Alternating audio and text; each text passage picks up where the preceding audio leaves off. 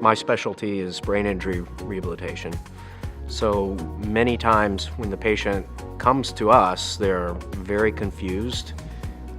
They're not understanding where they are, what's happened to them. They have no insight into their impairments. Patients will say they never understood what had happened to them until they entered rehabilitation and entered the care that we provide. Just because, I would say rehabilitation is a field where our expertise really is in communication.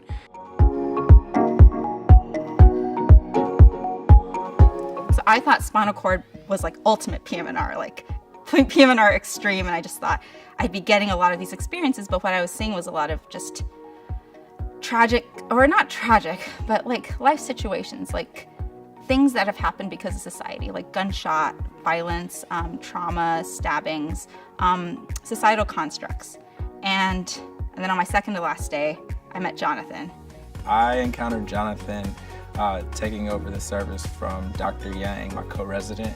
And my first encounter with him was essentially a young gentleman that has just sustained a spinal cord injury due to a gunshot wound. And he was pretty inspiring because he took it all in stride. He was just had a really, really upbeat attitude about the whole thing and was very motivated to just get back to living the life that he had perceived for himself.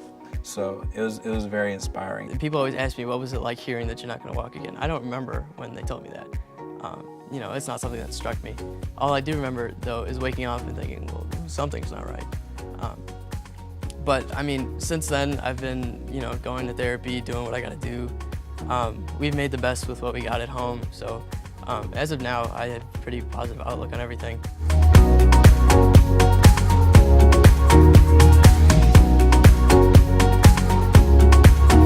Jonathan was kind of what I had thought PM&R was going to be like this ultimate, like I didn't even know this was going to happen, and it happened to me, and I was in the ICU forever. I was really, really sick, and now I'm finally the final step from home.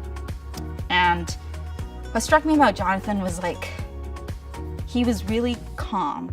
Like in a sense, I thought he didn't really realize what a spinal cord injury meant. I just thought this kid, he's like a kid, he's like me, he went to a magnet school, he ran track, and now he's not gonna run again.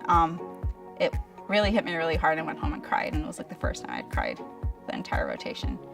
But Jonathan was this remarkable patient. That calmness I thought was gonna leave once you kind of started realizing and having the reality check of what his injury meant, but that was him. The other patients had kind of gravitated towards him as well because he was the kind of guy that before everybody woke up in the morning, he was already up, ready to go to therapy, and people that previously were a little bit down on themselves as far as what they were able to accomplish or their particular situation were looking at this guy like, man, if this kid can do it, and after all he's been through, I have no excuse. So it was pretty inspiring to work with him.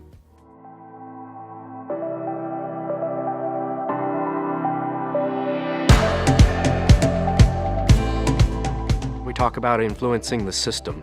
You have to understand where the patient comes from, what their system, psychosocial system, their work system, where they come from, and then how this is going to affect that system. So in a lot of cases, we're not just caring for the patient, we're caring for the entire system that's going to be providing care for them down the road as they recover. Physiatrists are fantastic. Dr. Yang wrote the nicest goodbye note to him when he was leaving, and Dr. Berry would come and just kind of hang out, and so it was always, they were always really encouraging. They saw his potential. They treat him as a person, not just a patient that they're going to come in and it's like, okay, you're doing all right, bye. They always took the time to allow him to ask questions and give frank answers. This is an awesome group of people. They know what they're doing, and they make my job easier by doing their job well. It's like super light and happy and open. instead of like an actual hospital atmosphere where it's like, oh, I don't want to be here, it's real gloomy.